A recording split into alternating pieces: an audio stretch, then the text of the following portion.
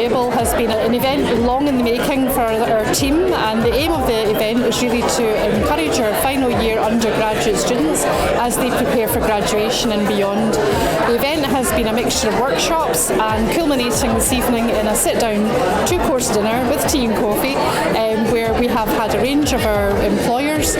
Some of our alum of the university and some are just good business engagement contacts that we've worked with for many years. And from that we've hoped that this will engender some informal conversations that will really lead to some important things for our students as they move forward. So really it's been a great event, and we think the plates are empty, the students have enjoyed the food, and we hope that they've learned a lot from the experience today. I've actually been delighted to come tonight. So I graduated from my undergraduate in history in 2018, not at this university, but obviously went through a very similar experience to what these guys are going through currently, and I never got anything like this. So I left university having never spoke to employers at all.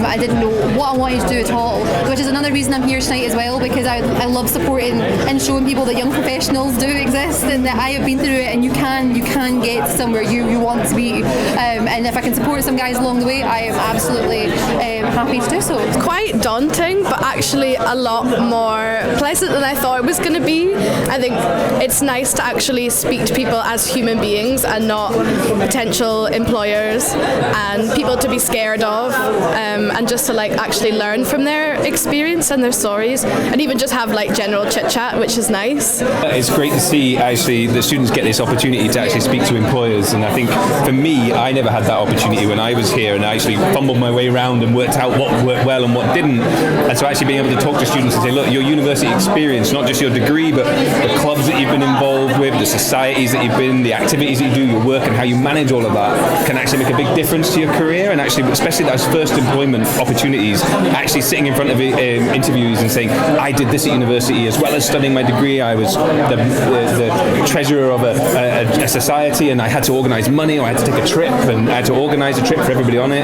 That sort of experience is hugely important, I think, for employers. So be able to give some of those tips to students today, I think it's been really, hopefully rewarding and hopefully good for them, and helping them get that sort of first step on the career ladder. When I was at university, you would hear terminology and buzzwords like transferable skills all the time, and it's one thing having your lecturer tell you about it than it is, I think, having somebody that's gone through it. Again, exactly what you said, your transferable skills are absolutely key as a humanities graduate going out into the outside world. You may feel like you don't have the qualifications when that's absolutely not the case, particularly when we've got a cohort of students here that have gone through something that we will never have known, that we're going through the pandemic and that as well. So there are skills that you have through other experiences absolutely do still mean something, and we can use it out in employees' worlds. It was very interesting. I did not expect it to be that good, I'm sorry, but yeah, it was sensational. I think I got a lot of information. As an international student, I find this as to be a very big opportunity for me, and I learned a lot. It was great. I love interacting with younger people, getting ready to go out in the big bad world, and if I was a help, it was great. Excellent. And what kind of questions did they usually come to you at with? Well, usually what kind of things like what kind of resources could I provide, or what was I actually doing. They're trying to figure out if they can interact with me along the way, and we had some great conversations. I've absolutely loved it. I've loved hearing the students' passions and hearing their stories about their studies and what they're excited for once they leave university. So had some great conversations. Since it's been COVID, I know it's been difficult for the students, but they're doing really well, and it sounds like they're all really excited to see what's out there after university. So yeah. Interesting, eye-opening. There's so many experiences that so many of the contributors have to offer. Not just resources for students going out, but just stories, just real perspectives that shift the way you're looking at things. But yeah, it's been incredibly useful and incredibly captivating. I'm a graduate of Stirling University. I graduated in 2007, and I was saying earlier, there.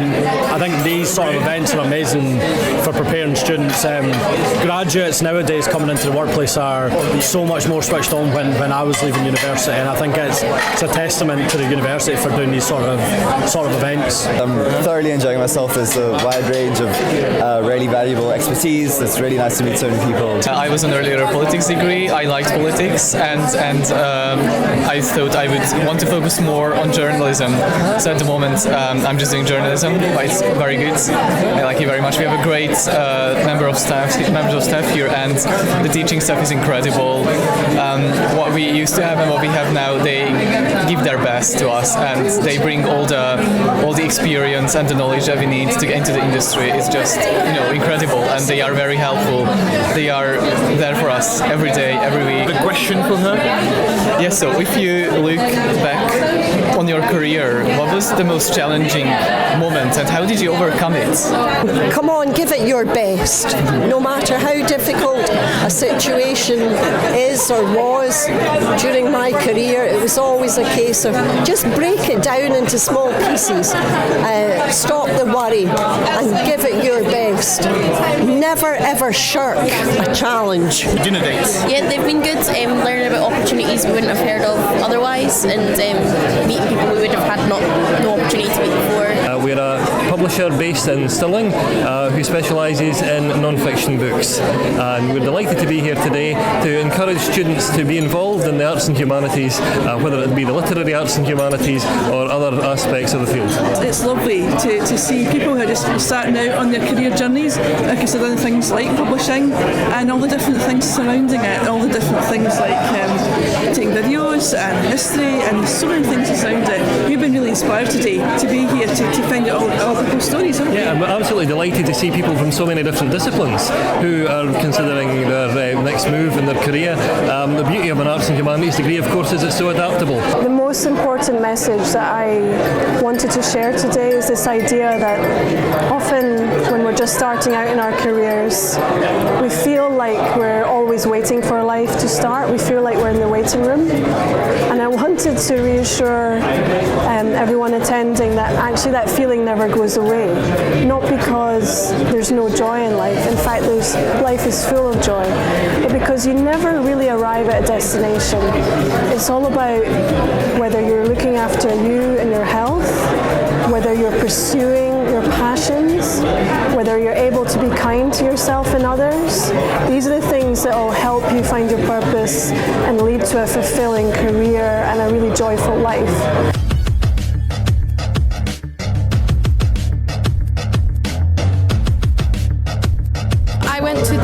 Interview code workshop, and it was actually really helpful, really interesting, because we did have stuff like that at school, but not to the extent that we received here. I think we had some actors, and they did a little demonstration of sort of do's and don'ts for interviews, and I think just like the main thing to take away was that you also have power in that position to kind of you're not the only one being interviewed, and that you're also looking at these people as your potential employers and what they can provide for you. And it's not just about jumping through hoops and doing a perfect interview. It's also about directing yourself and being confident, but also being calm and like taking time for your answers, and just lots of things like that to kind of remind you that this is an opportunity for you as well as them, and they want you to work for them, not just you wanting to work for them. I think the TDI workshops were really fascinating. It was quite illuminating to learn about the different aspects that you don't really think about, I guess. And similarly, I thought I was an introvert mostly, and apparently I'm not, so that's interesting to find out. I think the TDI workshop was an eye-opener.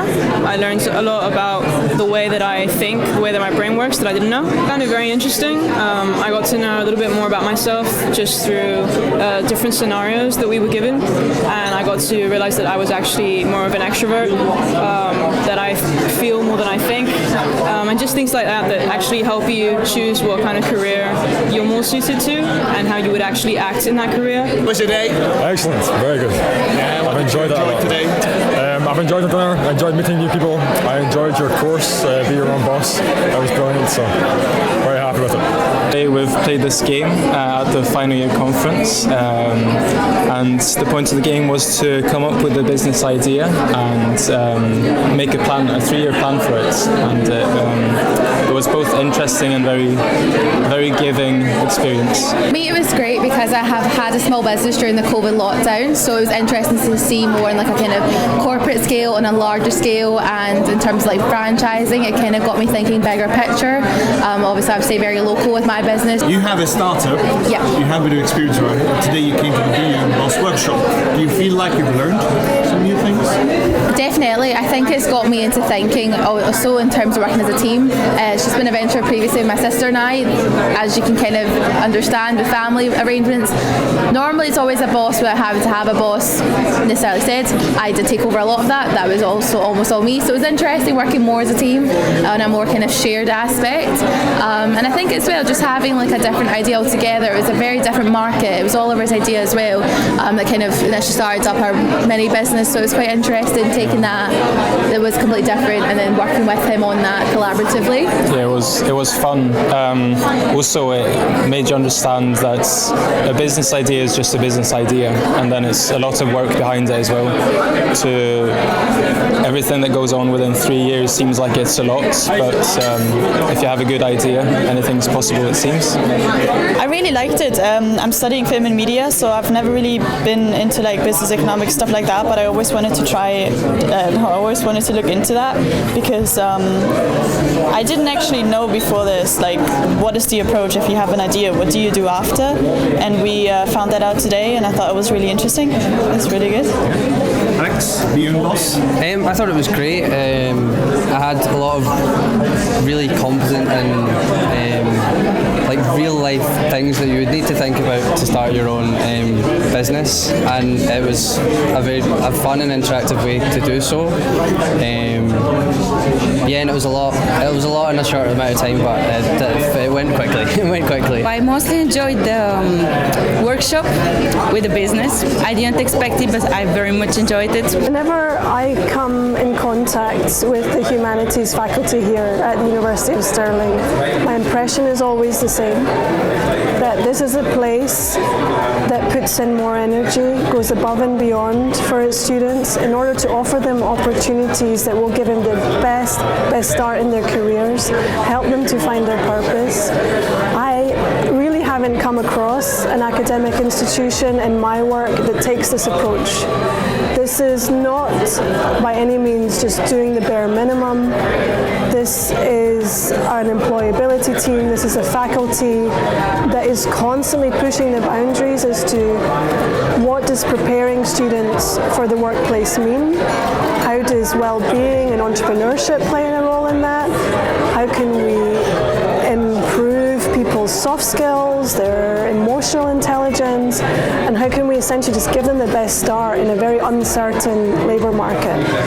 And my impression of this conference has been no different. I think there's a consistency here and a power that is a real model, possibly across the rest of this university, but across Scotland as well, and I'm always very proud to come take part.